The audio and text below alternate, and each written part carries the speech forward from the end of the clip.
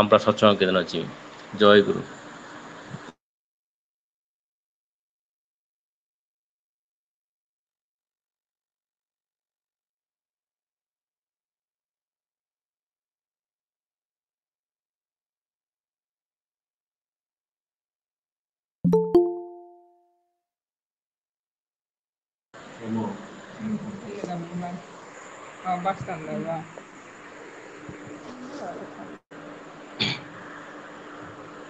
জয় গুরু যতন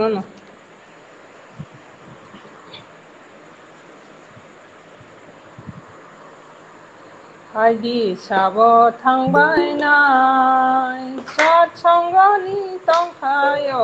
sabo thangbai nai Haji sabo thangbai nai sat sanggani tongkhayo sabo thangbai nai Dayal Musaka Isuri ni nakhlak sara Dayal Musaka Isuri ni nakhlak sara Kai bini lagiwa Musaw tangka aman kanaga Kai bini lagiwa Musaw tangka aman kanaga Haji sabo thangbai nai sat sanggani tongkhayo sabo thangbai nai Haji sabo thangbai nai sat sanggani tongkhayo sabo thangbai nai Mung tubuh kadaya taku Mung naham jagai jatana tong thangga Mung tubuh kadaya taku Mung naham jagai jatana tong thangga Dayal thakur musa-musa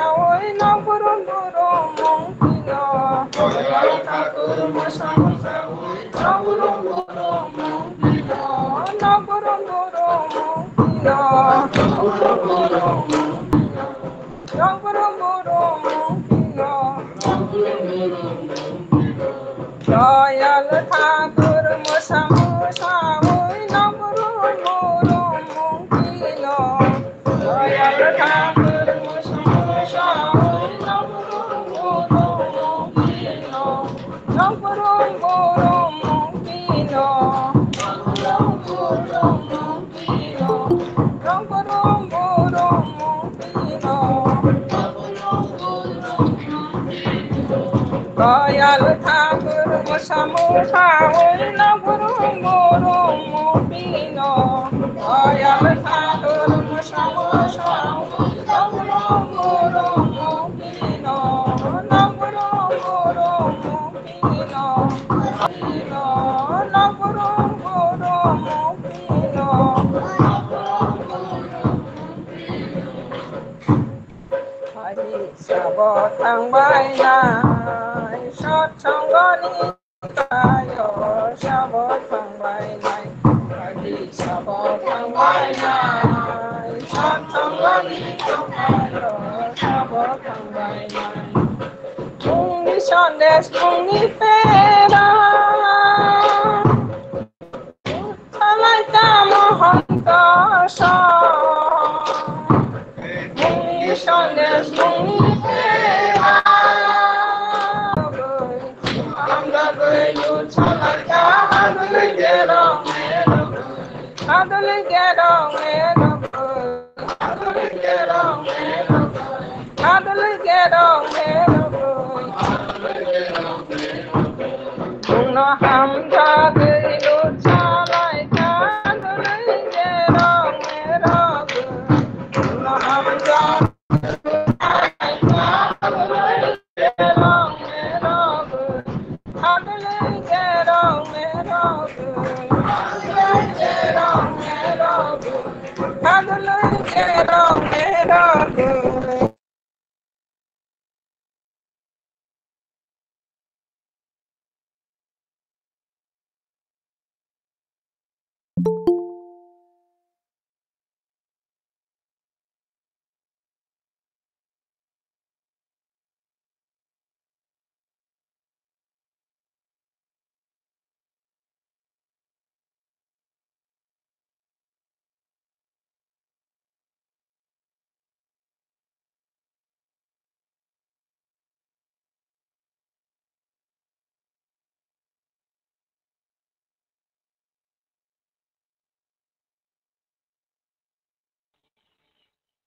যতনানা জয় গুরু খালিয়া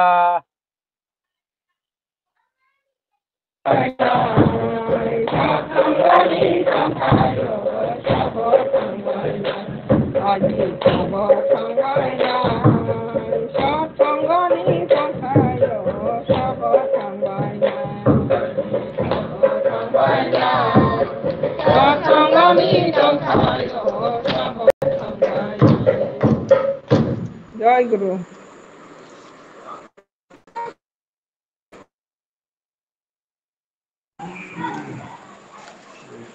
जय गुरु बेलाय बेलायखे हामबाय खोनाथ'थ'ख्लाय हाखर नलबै जावै खोनादोंमोन बागै निनि साख्लाय नि नखुनि हामबाय सानाय आं ठाकुरनि खानि सुरि जाव जय गुरु ताबो हायनो हाय जोनो हाखनो लबै जावै खोनानाय मोजांथि मिनति देबमा तुलासिकर আমরা সৎসঙ্গ কেন্দ্র আনছিবি জয় গুরু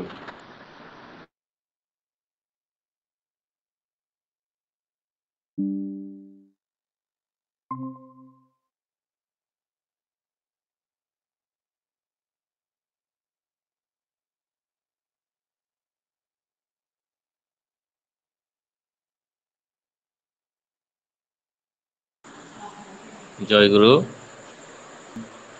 जाबाय खोनानाय कुमार देबबर्मा जाजक कर्मी তাই बिनि टीम आमप्रा सत्संग केंद्र आनछि जय गुरु खोना ए खोनाव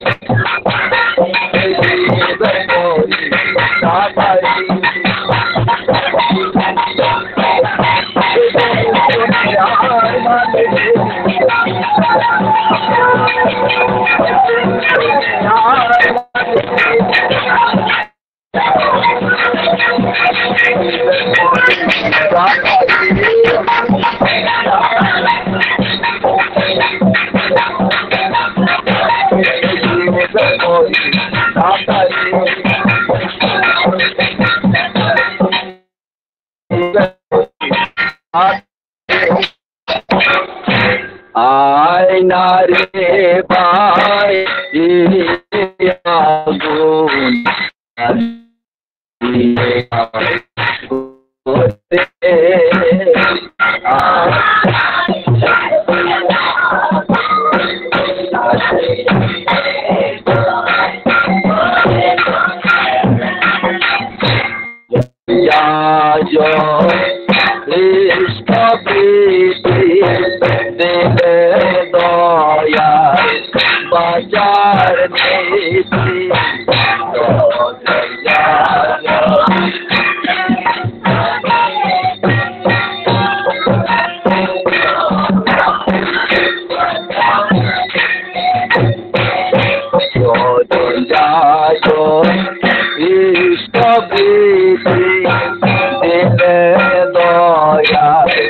बाजार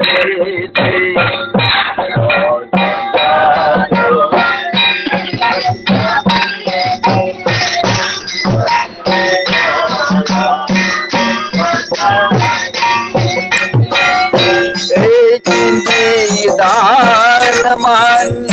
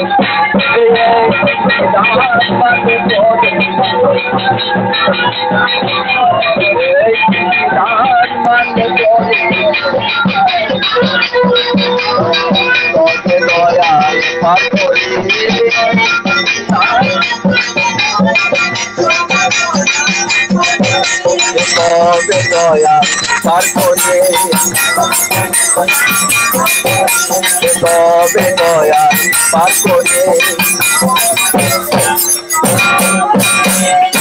आय नारे भाई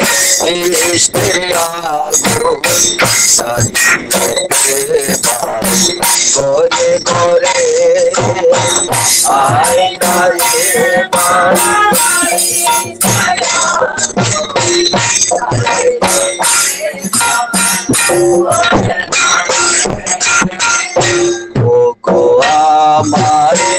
गान पिया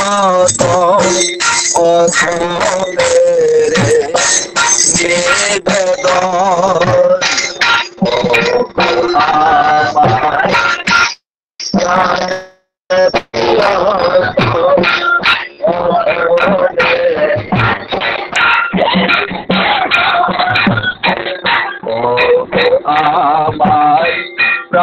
প্রিয়ত অকলে নিবেদন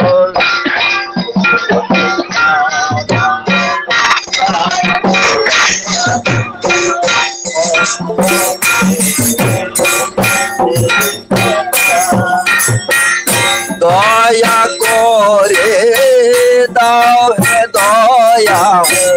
দয়া করে ভবসাগর পার করে দয়া করে দাও হে দয়া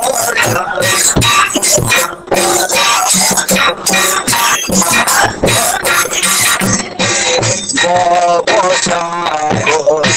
পার করে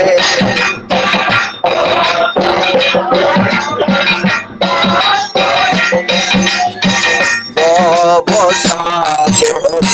পার করে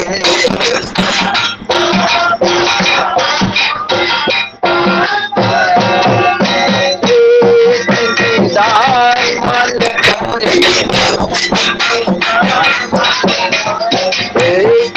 দান মানলে পরে তবে দয়া পার করে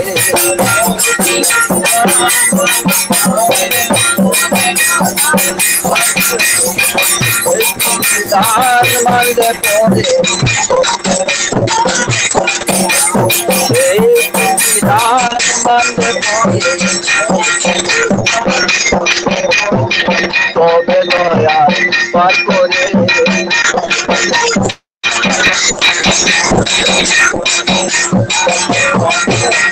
তবে দয়া পার করে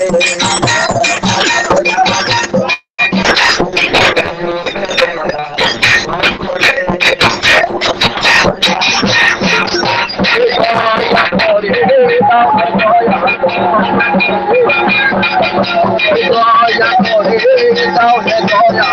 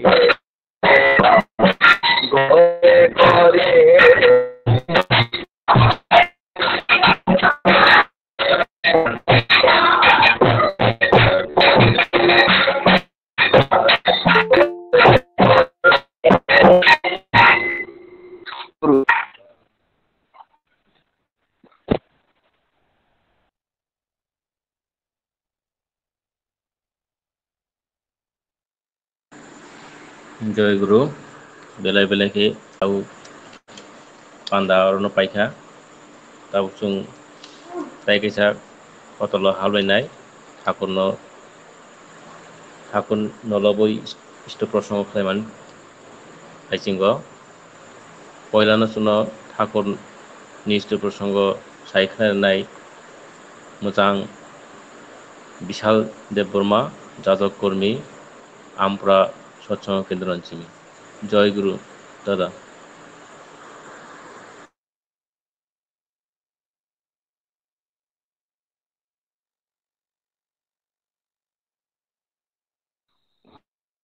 Halo, kurang nak kena.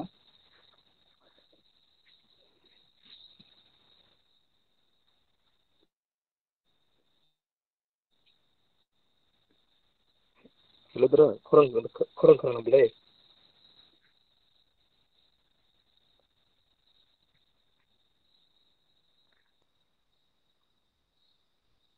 Kenau.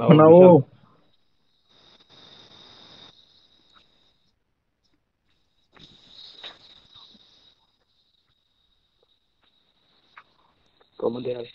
contoh mai Thakur हमारा जगत जननी से बड़ा परम पूज्य पारी से बड़ा परम पारी सप्ताहनि सिस्टमनि खुलुमो दिनै गोथार अनलाइन सत्संग पुरहित दै सत्संग होनायाव आं दै मानजाथुंनाय जत' दिनै अग्रजाफोरा आंनि साक्सलाय आनसलाय कुसुमनाय जत'नो आंनि खाखाहाम दै ग्रोग्रो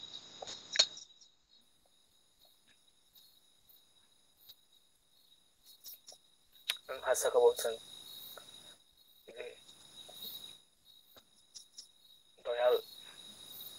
दयाल ठाकुरनो गार्जेन हिसाबै जों माने खुब जोंनि जों खुब महाबाग्यबान মানে গার্জেন মাখা যে গার্জেন বিসং কক সালে মানো অনেক কিছু বাইরে বেখানে সালাই তিন জীবন কাইসেনা হাতে থেকে ইচ্ছা দাদা আপনি সেরিমা আপনি সই মানুষ যা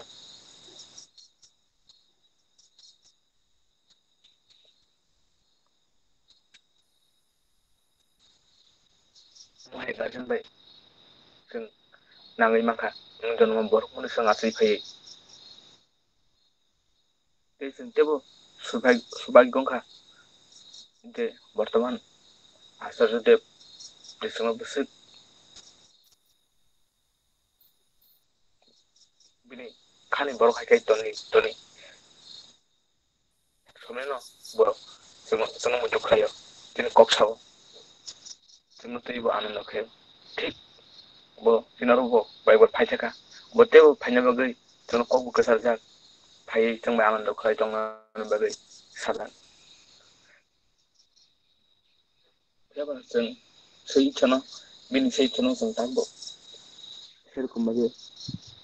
मुगथां मान बास्तब खाय खायमिया तलाखिया हत्य बिसोरनि कुन जागाव सेरखम सेरखम कर्म खालायजाति दखान जेबो सामरे हाय अन बागै से सामं दाबो सिन मिसङाव गोसो जाखांनो दङ खोला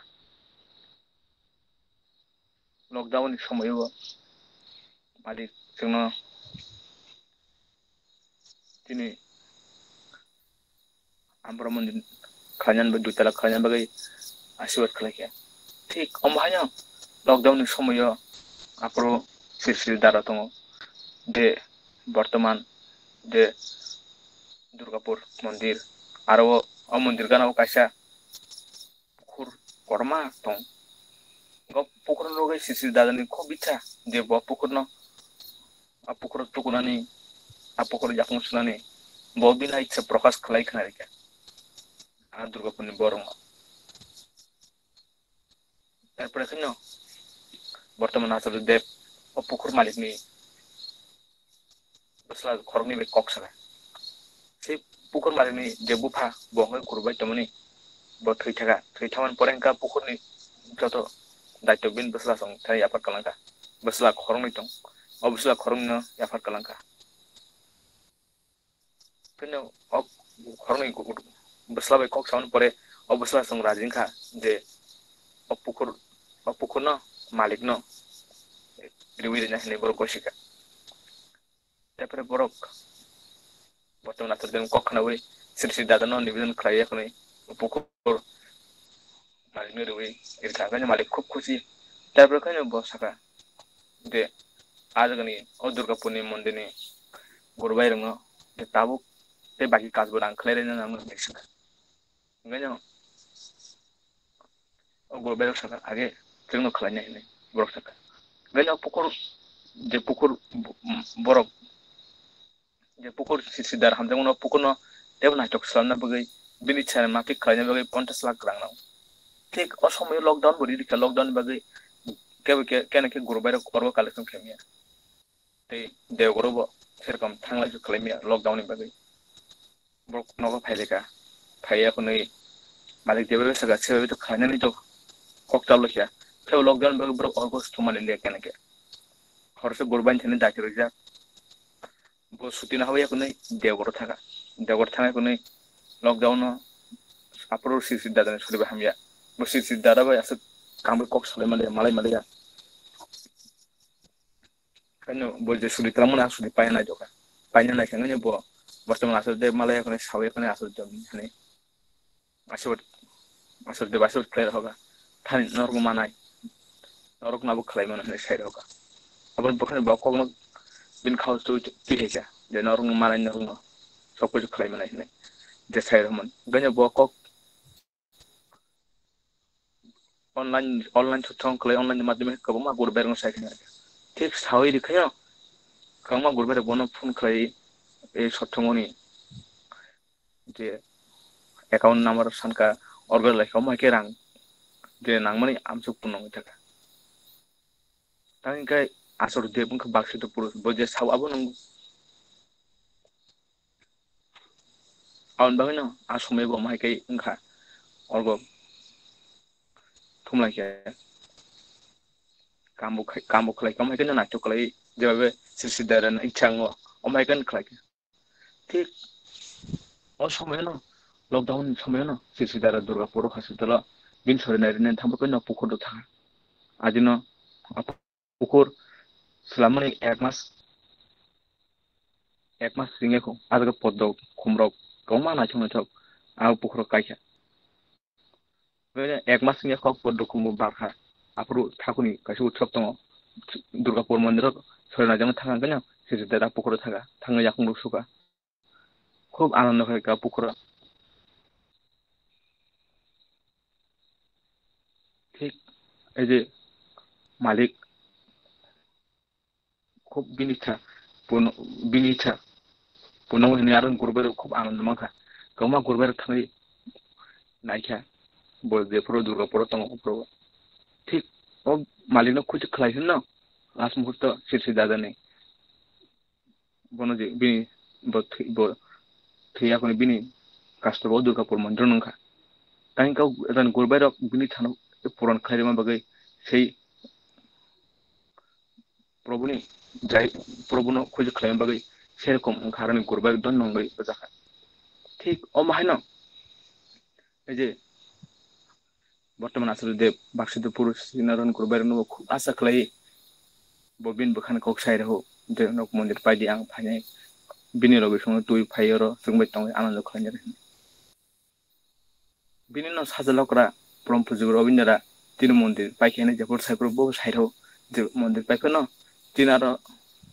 जे दागसिगन सिगन सामु दंनि अबरक नायखायजों बागै ए मन्दिर जेसे माय फनो कम से कम मासो दुदिन फनो थाङै थुनियानो कक्साव दा इंगाय कलिं मन्दिर जेफोर ताङो आफोरबो लकडाउन समय आफोरबो आं देवगर दङ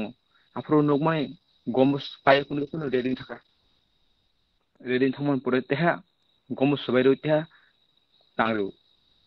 परम उंग बर्तमान आसुदेव सावया गुनै तेसा गम्बुस सबाइ खनो तेसा मातांखा ठीक आफोर परम पुजो रबिन्द्रन बरक बिनि मन्दिर पाइमनि सावया गुनै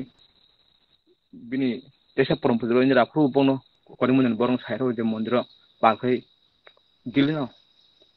फुङाव प्रार्थना खालामनो ते मन्दिर चिकन जे सामु जे पाइप तिलाइ म मन्दिर ताम बाहें तामुला दे थाकाब्रो मन्दिर तंगै मन्दिर जे दाइते जे गुरबाय रंनो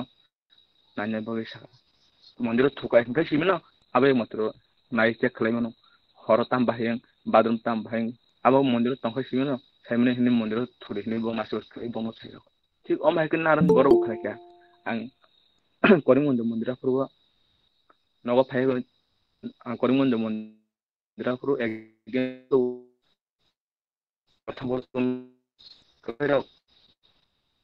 हाय फुंनि प्रार्थना खायो उपयोजना वाइस खायो मालिक नासिब ठीक बो अमाइकन ना मालिक परम पुजो इंद्र साइड जा जे दिसुंनाय फनो मासु दिन मुनि थुइ दिने हयतो अब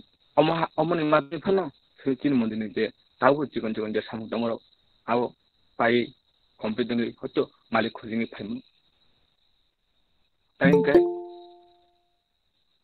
मालिक देसाव परम पुजोरा no foto sabo kaglekan kui sabo ni ro basta fol tin joto no saimanda se tin mondir de foro puila kata ududon ngo afro se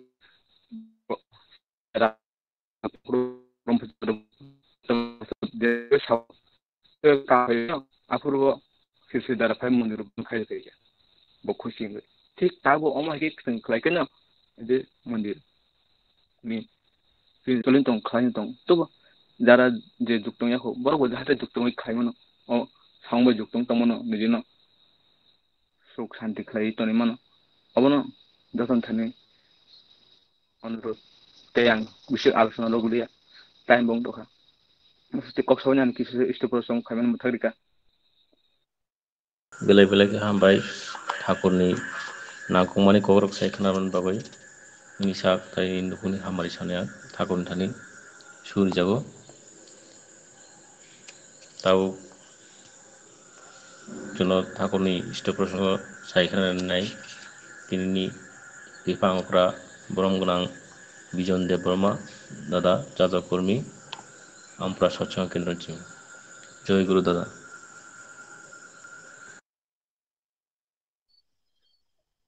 जय गुरु आंनि खौरां खोनानाब्ले जय गुरु दादा खोनागौ आच्छा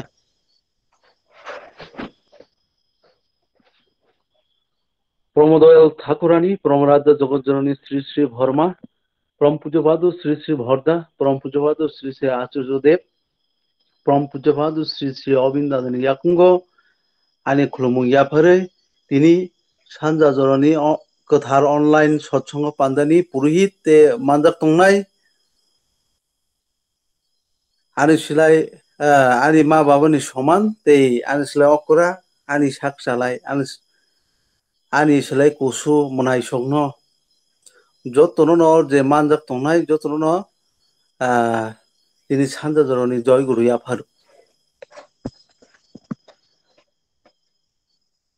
दिनै जे ठाकुरनि जे अनलाइन सत्संग आंनि सिलाय सेकां आलोचना खायनाय जे चिनि बिशाल बाबू बब्लाय माने नांमानि एवं थाकुनि कक काहाम साय खेनारिका ओंखाय नायदि जों थाकुनि कर्म खायते खायते खायते खायते बिनि फारसिंग जों आगुगु माने थांनानै लामा मानो अमा हायखेन जों प्रतेक हरक न जों अमा हायखे खायनानि दरकार हाबोनो जे ताबुक सिनि बसखांगो जे कर्म रिजाक तंमानि हि कर्म अंखा डिपि वार्क ओ डिपि वार्क बाय जत भरक न फोरोंगै सिनि जानि जा जिबन माने काहाम खायै ओंगै बसानानै बागै माने उ डिपि वार्क आबुनो ताबुकनि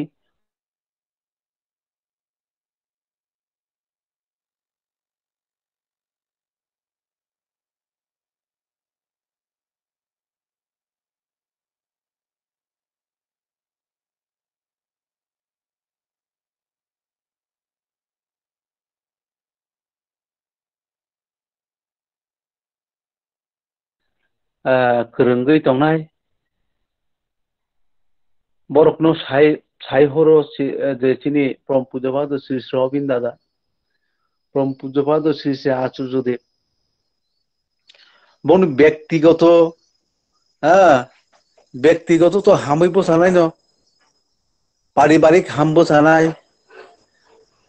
जेखुनु रखसुग पुखि तंहाका हाम बसानाय हनै साय हरो मालिक सामने आबकुन आबो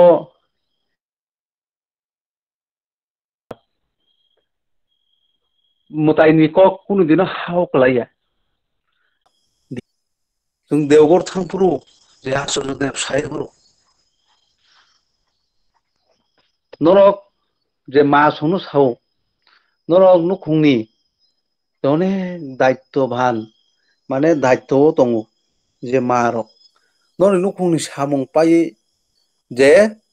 थाखुनि बागै 1 घन्टा समय दिते 24 घन्टाव 1 घन्टा समय रि माने आदा नै बुइनो प्रति आधा गाव आ समय जे फाइने रनो जतन आ कक साइ हरु जे जे कामनि परे नरक ननियो गाना गुनिव 1 भाग थांदि थाखुनि बागै 1 घन्टा समय दिते आते हेनि साइ हरु आबन बागै जों क মানে থাকুনি একটা ভানি দङ মুখে আছে ব্যবহারে নাই সেই শিক্ষা মুখের ছাই না जों बुखुक बाय साइ मानो কিন্তু ব্যবহার